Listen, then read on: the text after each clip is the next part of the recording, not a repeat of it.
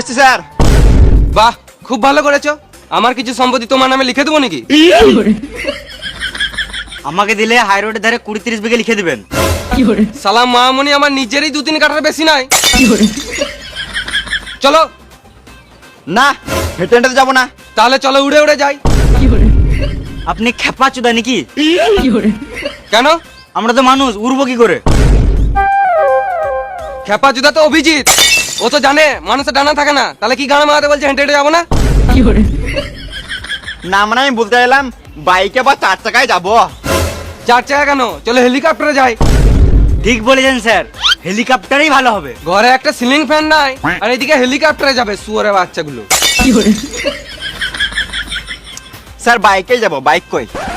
Bike তো নাই। কেন গান মেরে খেলিছেন? না না, বাইক তো আছে, বাড়িতে রাখা আছে। অনেকদিন থেকে কাজ পাই নাই তো, তাই ভুলে গেছিলাম।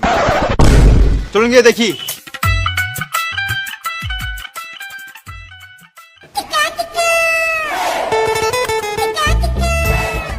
দয়া পাটা লাগাও।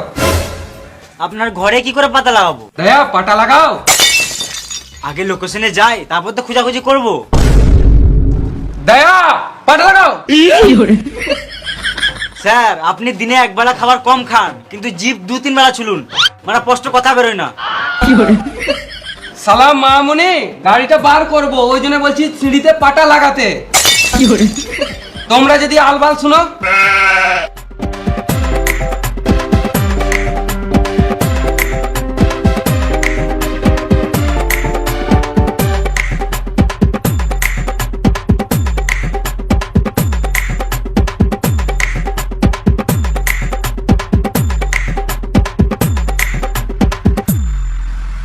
স্যার আপনার হওয়া নাই। তোমার বাপের হওয়া নাই। স্যার আপনার চাকা পাংচার।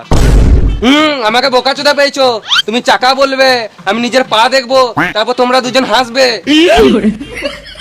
আমার এবার রাগ লাগছে। স্যার আপনার বাইকের চাকা পাংচার হয়ে গিয়েছে, আপনার না। এর মানে কিছু বুঝতে পারলে দয়া? না স্যার।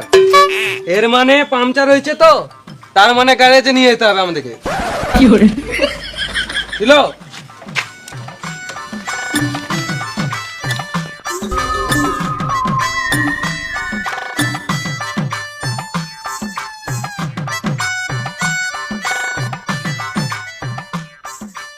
স্যার গ্যাস চলে এসছি। এর মানে কিছু বুঝতে পারলে দয়া? না স্যার। গ্যারেজ চলে এসেছি তো, তার মানে এখানে পাংচারটা সারাতে হবে। চলো।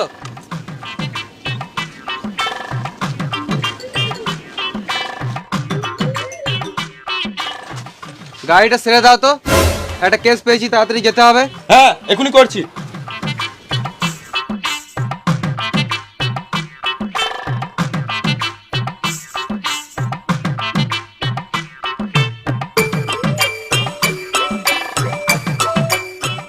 কতক্ষণ লাগবে?